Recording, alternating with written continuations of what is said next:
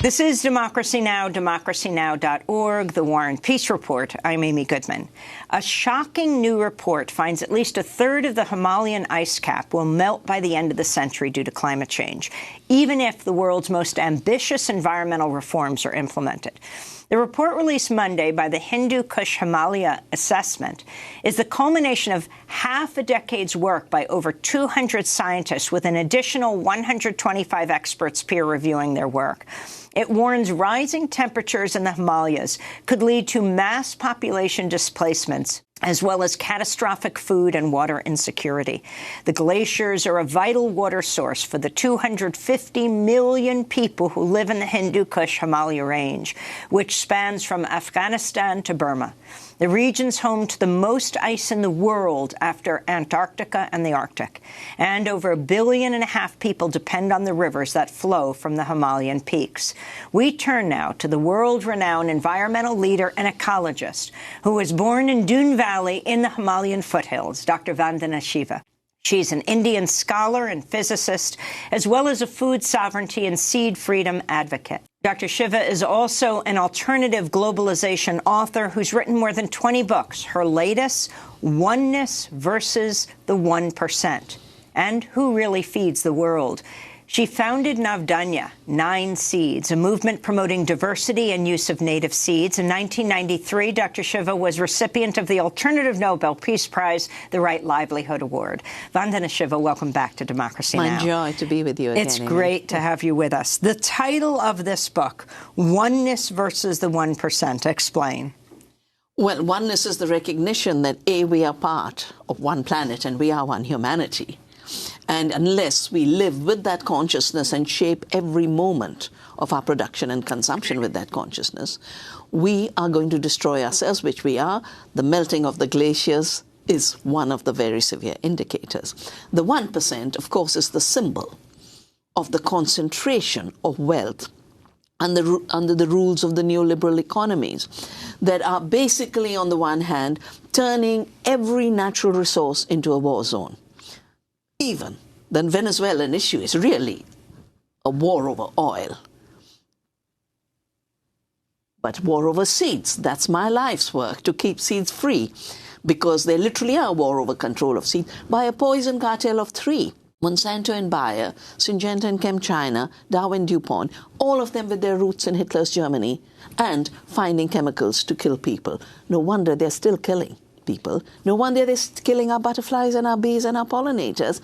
And every indicator showing we are not just in a severe climate catastrophe, we are in the 6th mass extinction. And both the species extinction and the climate catastrophe are 2 sides of the same coin. Let's start with Monsanto. Last month, India's Supreme Court ruled that Monsanto's patent for Bt cotton seeds is valid. You've questioned if a seed is an invention and can be patented. Talk about what Bt cotton is and why this matters. Amy, I was in the Supreme Court. I'm an intervener in that case. And Monsanto does not have a patent on Bt cotton. And the Supreme Court did not give it a patent on Bt cotton. The only way it could have done it is by striking down India's law, Article 3J of our patent law. And I had a role with our parliament to shape the amendments after the WTO TRIPS forced us to amend our laws.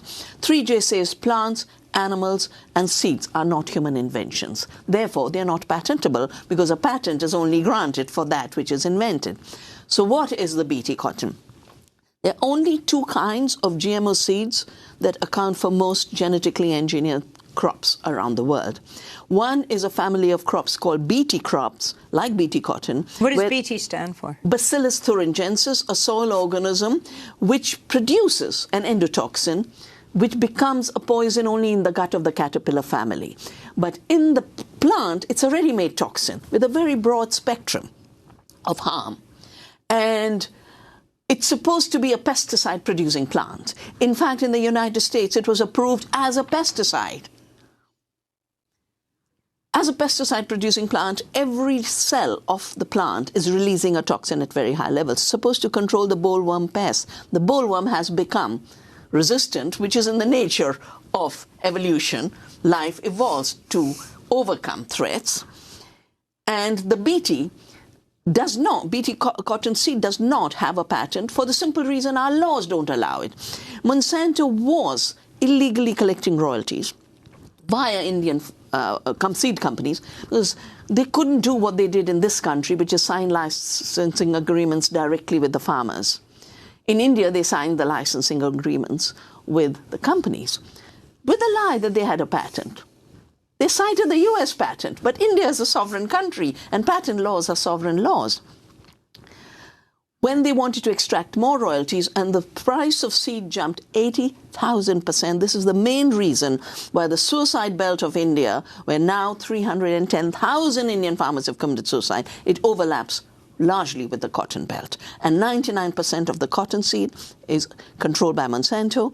We have an antitrust case in the Indian Competition Commission saying 99% seed is a prima facie monopoly. 80,000% jump in seed, and it doesn't work to control the pests. Farmers got into debt. That's the driver for farmers' suicide. When the Indian companies said, we can't keep paying, our farmers are dying, we can't extract more royalties, Monsanto sued them using patent law, infringement. That's when I was involved. I was called to intervene in the High Court, and then I intervened in the Supreme Court. The attempt of Monsanto was to knock down India's law. They failed.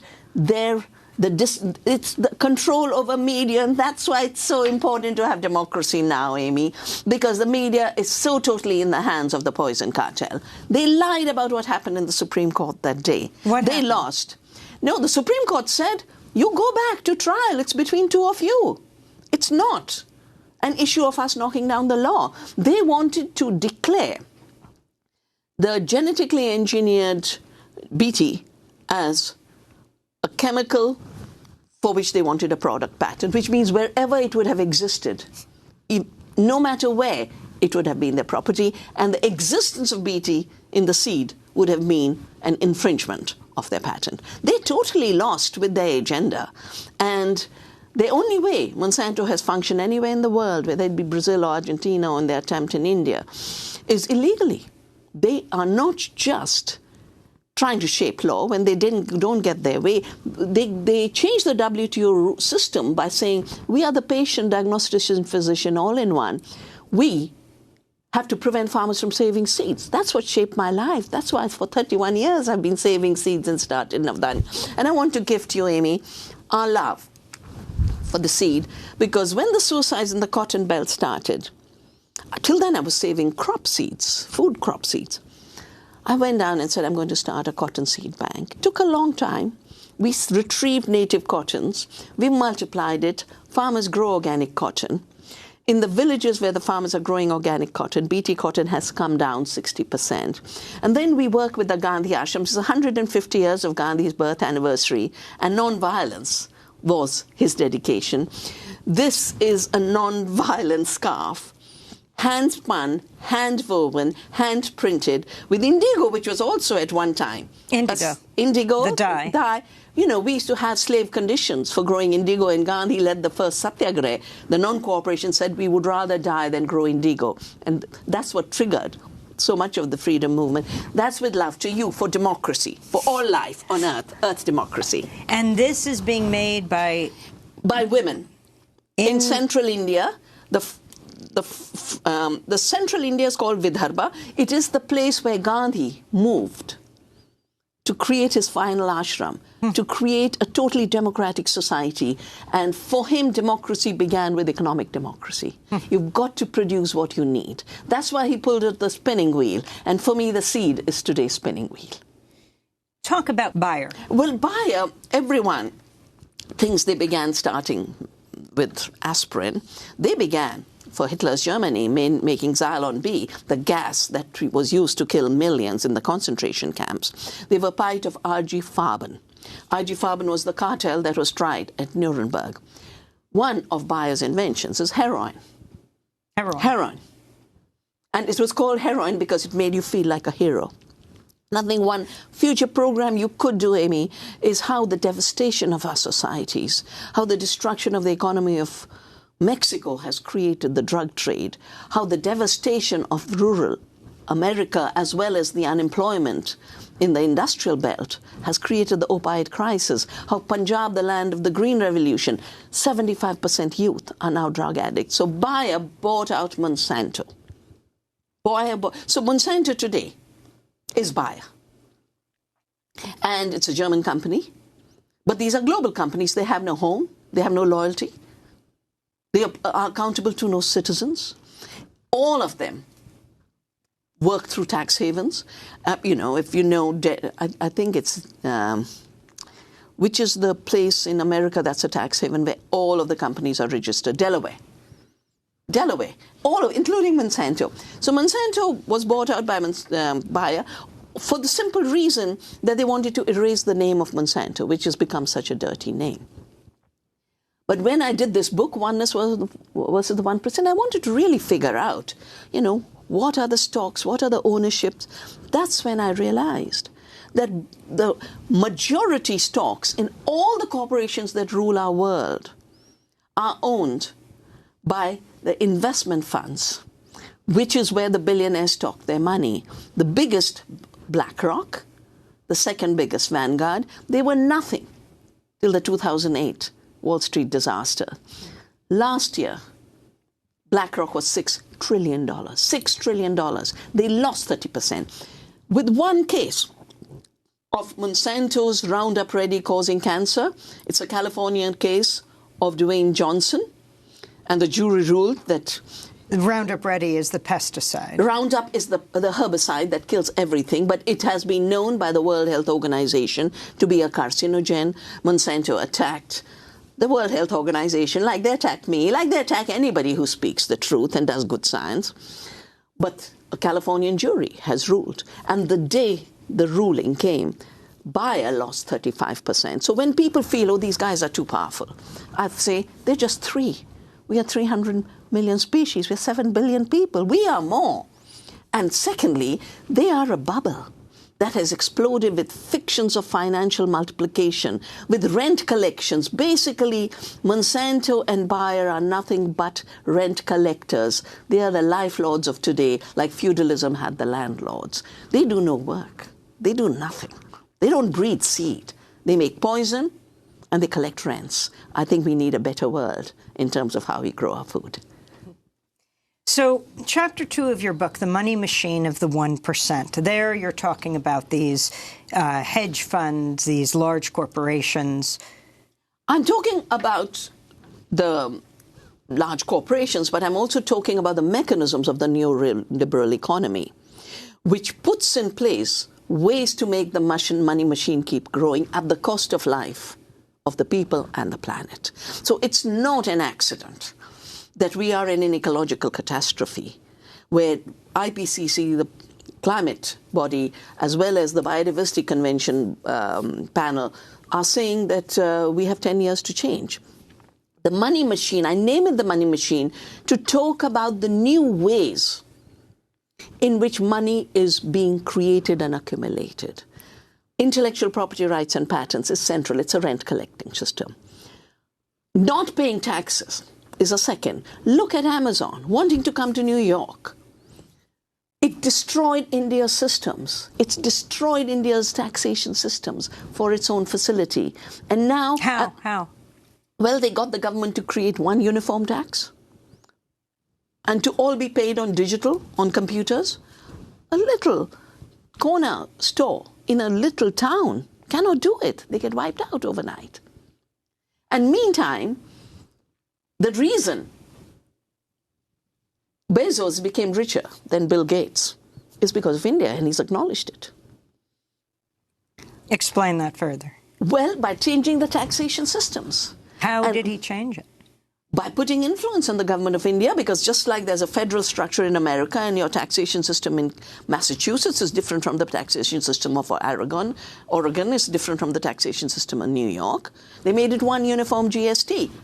Before that, Bill Gates, and I have a story in there, how Bill Gates and the other IT industry worked to get cash banned. They called it the war on cash.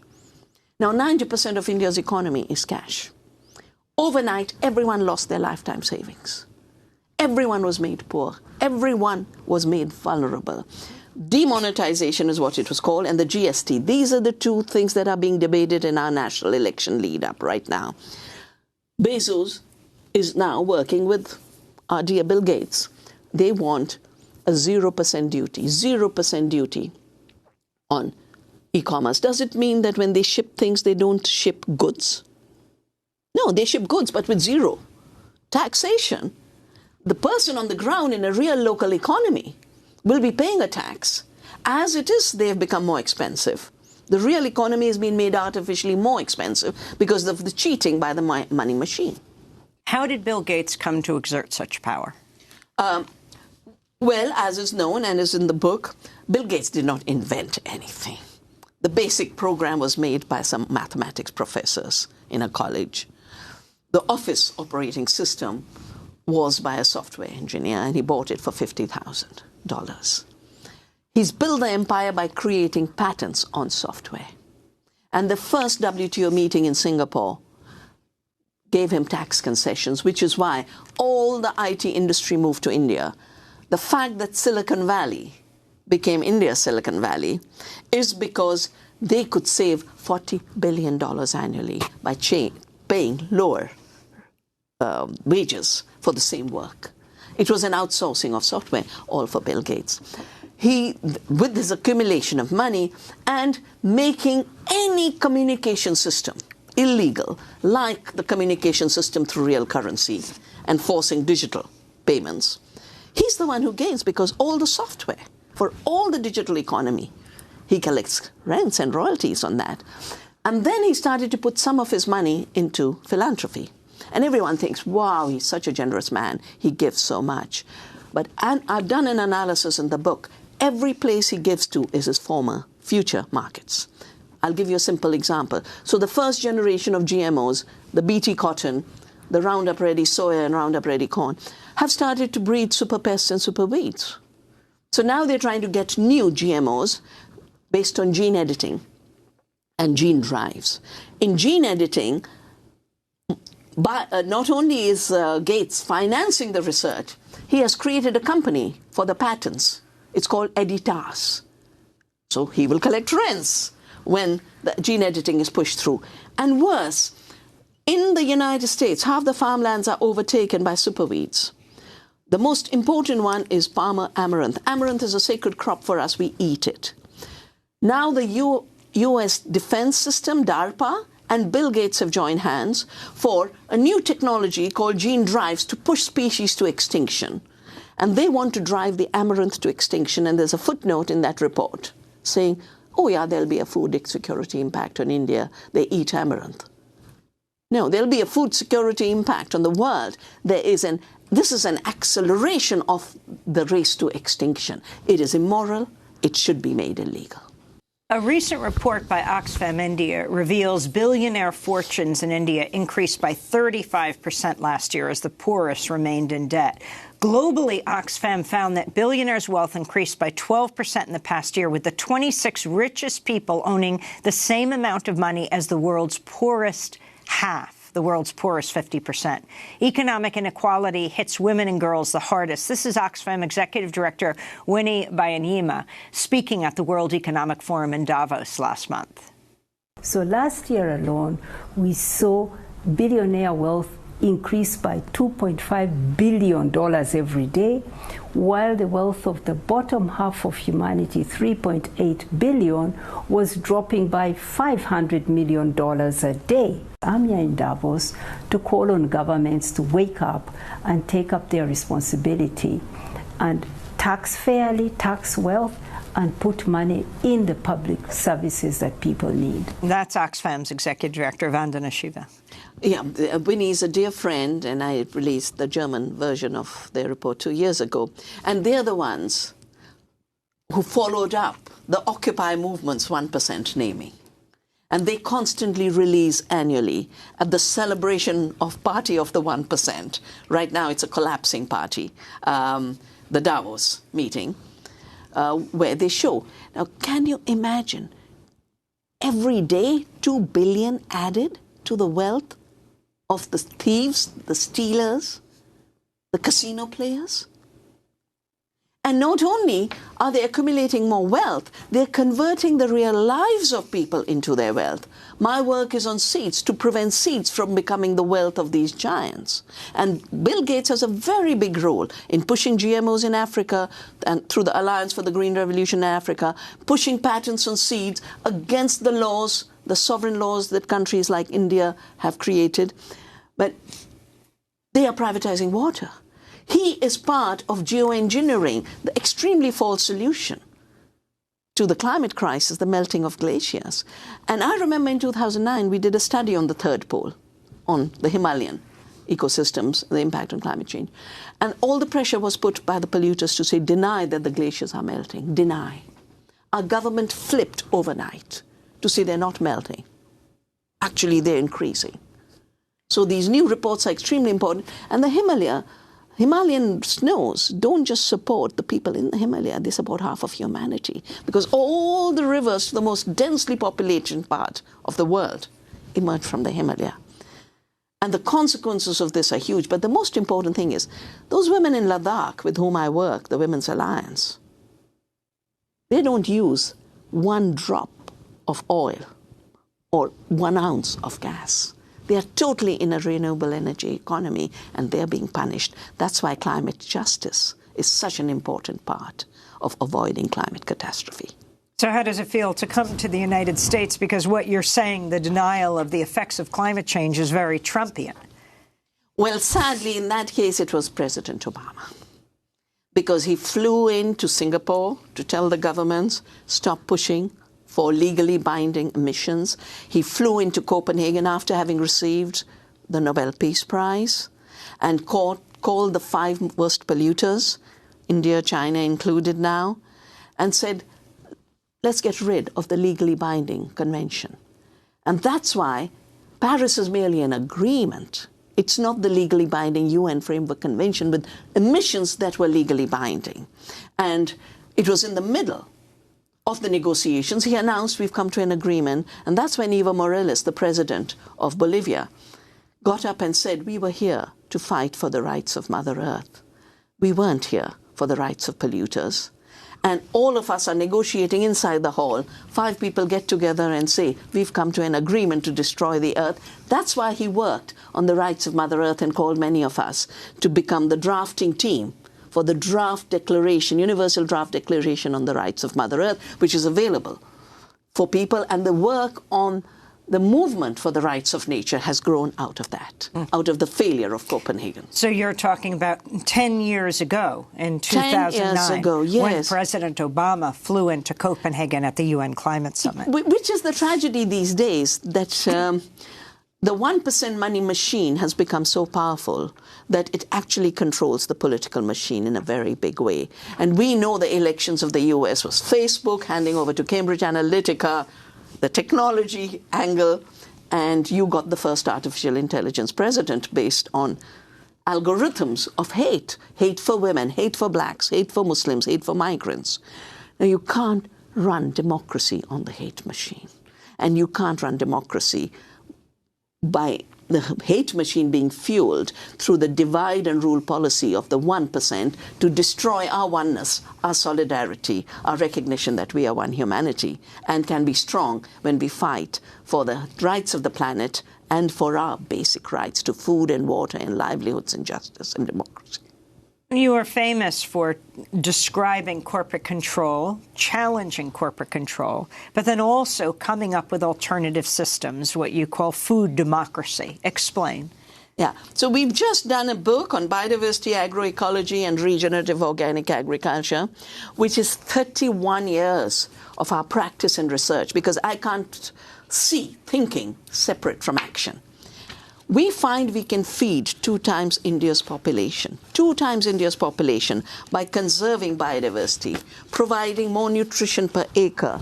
The more biodiverse the system and organic systems produce more nutrition.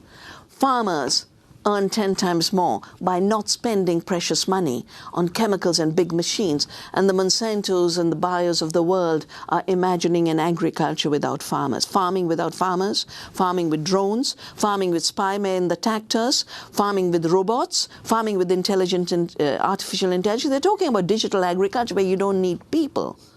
But that means no one to care for the land, because agriculture means care for the land. We need the Green New Deal, which is such an amazing discussion in this country. And the Green New Deal has to be to put more people on the land, just like during the Dust Bowl and the Depression. Hands healed the Dust Bowl. We need hands to heal the planet. We have solutions to climate change, because it's only through taking the excess carbon and the excess nitrogen out of the air can we heal the broken nitrogen cycle and the carbon cycle. Ecological farming, biodiverse intensive farming does that. And we only need to add 2%. And 10 years we can solve the climate crisis. With 0.5% organic matter, we can get rid of the drought. Explain exactly what you mean to the non-farmer audience.